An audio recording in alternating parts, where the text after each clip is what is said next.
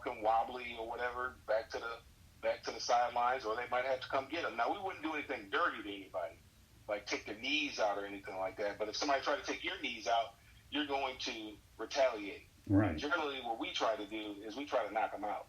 Period. That's what we try to do. Try to put our hat right underneath his chin, or a forearm right underneath his chin, or a forearm in his ear hole. We're trying to knock that person out. Wow. Never anything dirty, no cheap shots. That you can really hurt somebody like that. Well, we'll just go back to what you said earlier in the segment, Mel. You take away their will, right? Pretty much. Oh, yeah, absolutely. That's what, you're leading to that, anyways, aren't you? Take away their will, and these guys would never have lasted. I can only see Dick Butkus on the other end of the field taking out Brown, or I can only visualize it. And sometimes I wish I could, but that's for another day.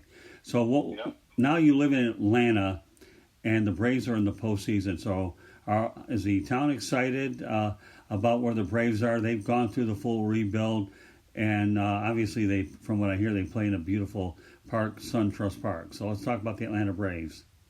Yeah, the Braves. Yeah, everybody's excited about the Braves. You have to understand they got a pretty good tradition of winning here. When Bobby Cox was the manager, right, of going to the playoffs. Now they didn't always, they might have won the pennant, but they didn't always win the World Series.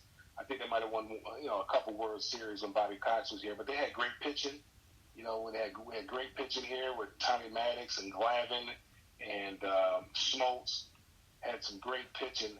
So when you have great pitching, you're always going to be in the hunt. Right. And, they're really excited about it, especially with what's going on with the Falcons right now. There's not too much to talk about with them. Right. But, the town is real excited. I mean, you can hear, the people on the radio, the way they talk about the Braves, real excited.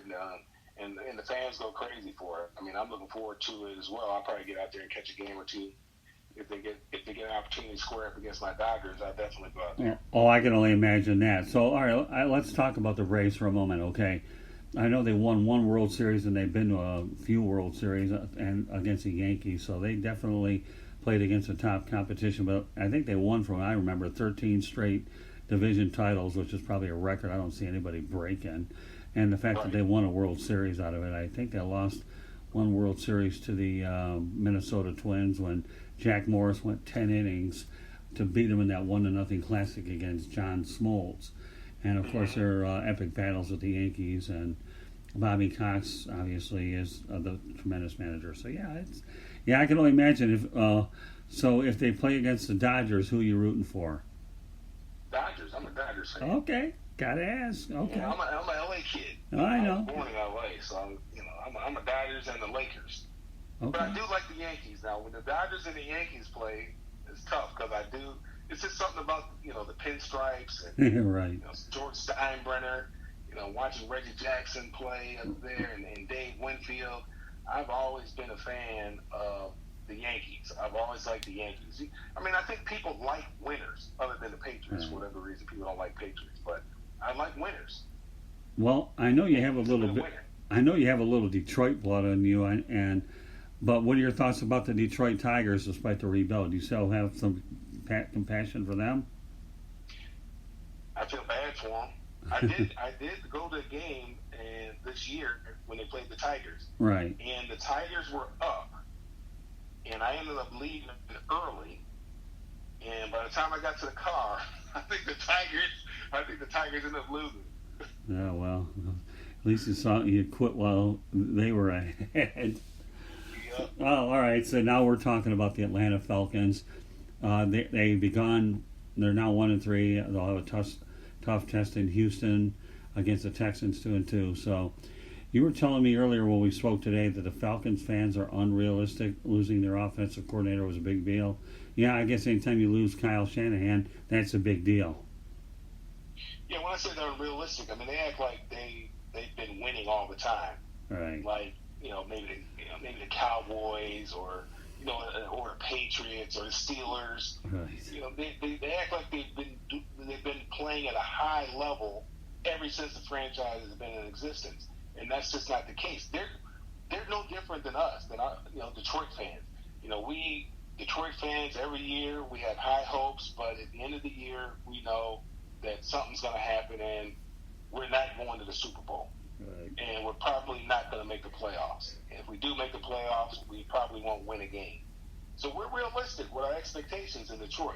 We aren't going around beating our chest saying, yeah, we're going to the Super Bowl. The Falcons have gone to 2 more Super Bowls than the Lions have gone to. I will give them that.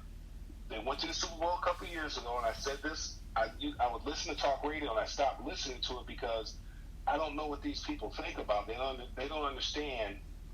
They thought that the Falcons were going to go right back to the Super Bowl because basically everybody is returning, all the players. I mean, we got Matt Ryan, who's a high-quality, high-level, if you want to say elite quarterback. You got Julio Jones. Right. They had done some great things in the draft. The running back was coming back.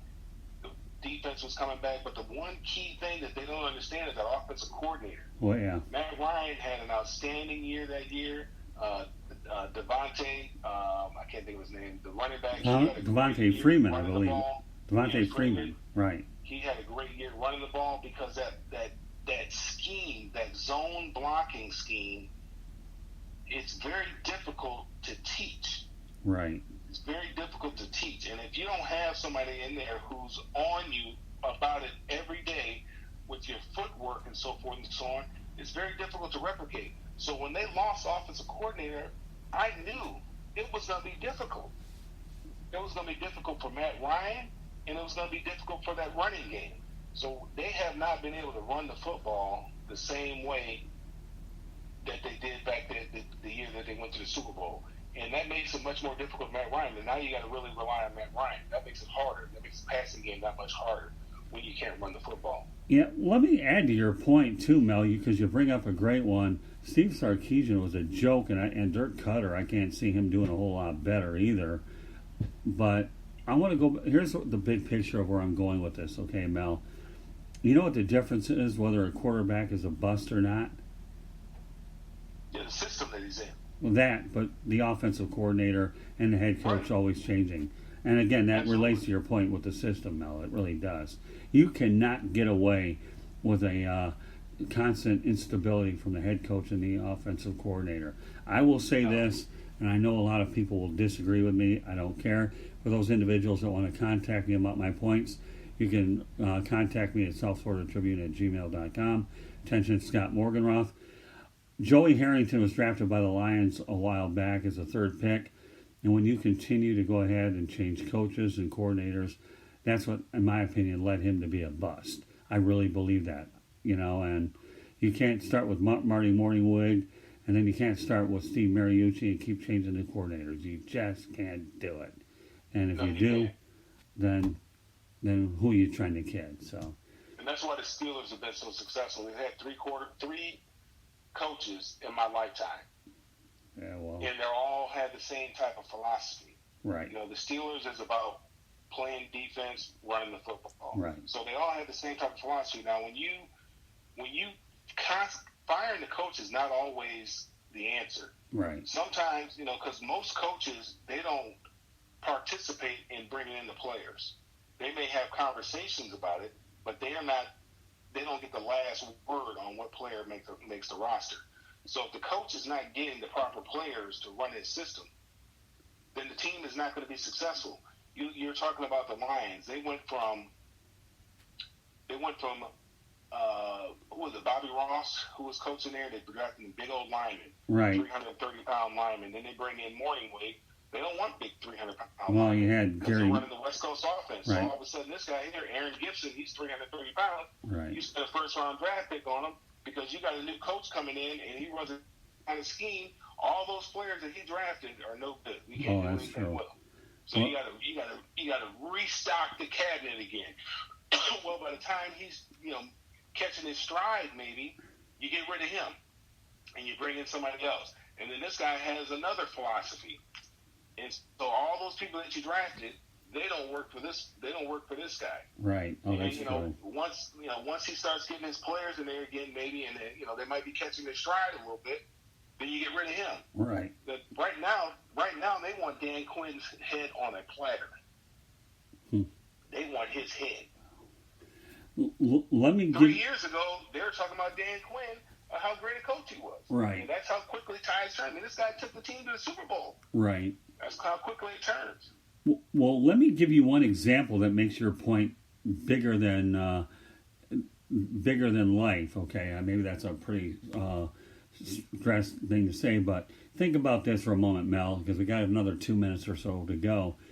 But the Lions fired Mike Martz when they were 7-9, and then they ended up once they lost Martz, who they tried to make the fall guy, and Rod Marinelli, and they went to 0-16 by bringing on Jim Coletti.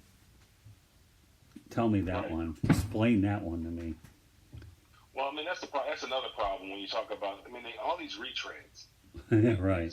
I mean, even Dirk Cutter. I mean, he might be a great guy and so forth and so on, but man, how many chances is he going to get? There's a young guy out there somewhere with an innovative mind, like Sean McVay, like Kyle Shanahan. Even like the guy that got hired up there at Green Bay, the little young guy that got hired up there. There's young minds out there. When are we going to give some of these young guys a chance to go out there and prove themselves? Like the kid at Dallas. The guy's 31 years old. He's offensive coordinator. Kellen Moore.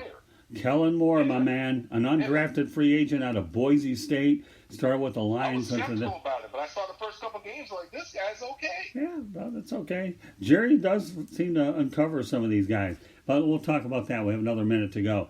Kellen Moore, an undrafted free agent signed by the Detroit Lions out of Boise State, wasn't a bad backup, and then once the Lions let him go, he goes to Dallas, and once Jerry Jones likes you, then you're not going anywhere. He can afford to pay you anyways, right? There's no salary cap on coaches. And you're right, they've uncovered a great young offensive mind. So you made some incredible points, Mel. And all I can tell you, partner, I'm glad that you're back in the rotation and you aren't going anywhere. As long as you want to keep doing this, you're going to be coming back on.